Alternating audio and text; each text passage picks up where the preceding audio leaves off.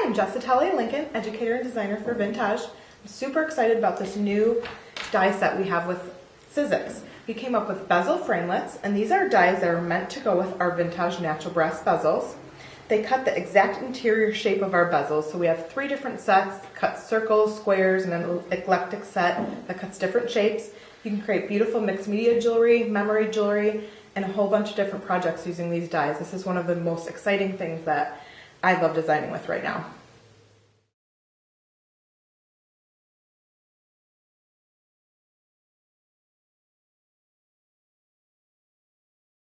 With this technique, I'm going to show a simple bezel project using color mixing with our patinas.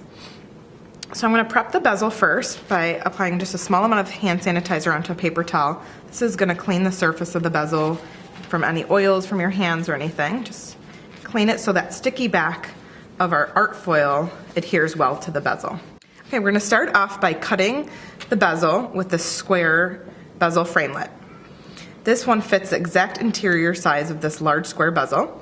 So the item numbers are printed on the back of the bezel so you know which coordinating bezel it fits with.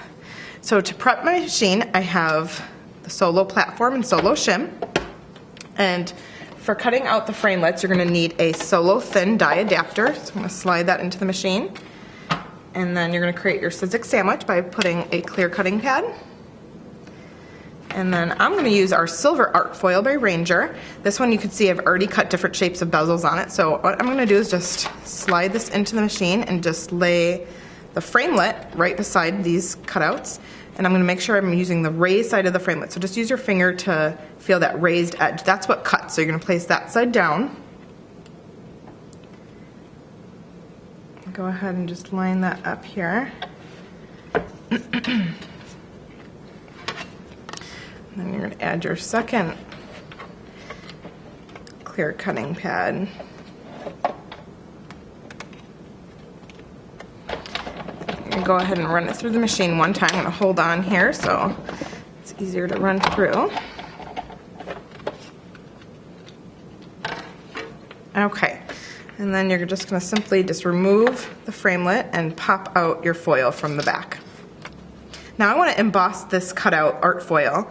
So what I'm going to do to emboss with our DecoEmboss die is you need to remove that solo thin die adapter from your machine. So you're only going to use the solo platform and solo shim. And then you're going to set that one clear cutting pad down. And I'm going to use our India Archway DecoEmboss die for this piece. I'm going to look for the back of the die where it says place this side down. That's the raised side of your die. So it's going to push the image up and emboss it. In order to do that, you're going to use a white, the back side of the art foil, and place that on the raised side of the die. And just choose the area. You can see there's all different areas. I can emboss different patterns just by simply moving this around one die. I'm just going to try to line it up here in the center. So I'm going to just go ahead and close that in. And I'm going to run this through the machine. The hinge side is facing the machine. Add our second clear cutting pad.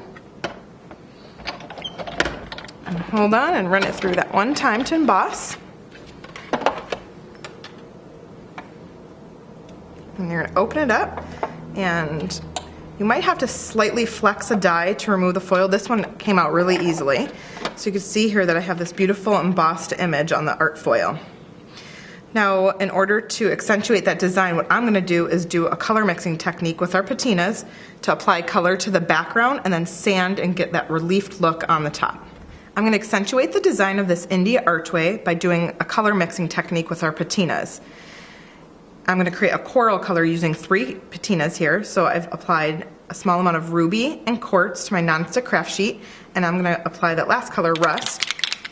I'm just going to shake the bottle. You're going to hear that color mixing ball. And then you're going to go ahead and just apply a small amount. So these are about equal amounts of the 3 colors here. And our patinas are permanent opaque inks by Ranger, and these are made to adhere to metal and different surfaces. This works really great on this art foil. So I'm just mixing those 3 colors together in my craft sheet. It creates a really beautiful coral color. And then I'm simply just going to apply it and make sure it gets inside all of these impressions. So I'm just kind of dabbing it on, and it's getting inside all that detailed work. And these are very fast drying, so this is going to dry super fast, and then I'm going to be able to relief it and remove color from the raised areas. And the neat thing about this color blending is you can create a color and create different hues. Like this example here has a little bit more of the ruby in it, so it's maybe a little bit more on that red side.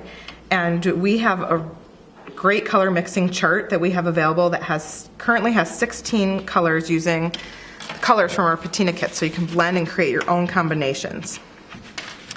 So I like to clean up my craft sheet while my piece is drying. I'm just going to use a paper towel here and wipe that away so I have a clean surface when I'm designing. So I think that's pretty good. So what I'm going to do is just hold this in my hand, and I'm going to use the dark gray side of the reliefing block and just lightly sand those raised areas. This is going to not only give it a distressed look, but it's just going to kind of highlight those raised areas too, removing the patina from that design. And then you could buff it a little bit with the white side, and for high polish on metal and surfaces is this light gray side. All right, it's that simple. And the next step you're going to do is just peel this white backing off to adhere it into your bezel. And I'm going to use my thumb and just start rolling this paper backing away.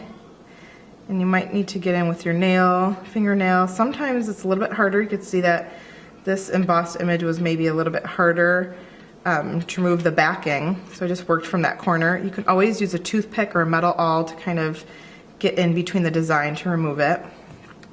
And just start peeling that away. I always look for the loop on the bezel, so I'm placing my design in the way that I like it. So you're just going to simply stick this right inside the bezel, and then I just use my fingers and my nail to kind of go around the edges and make sure it's completely sticking down to the back. And kind of burnishing like those corners in there.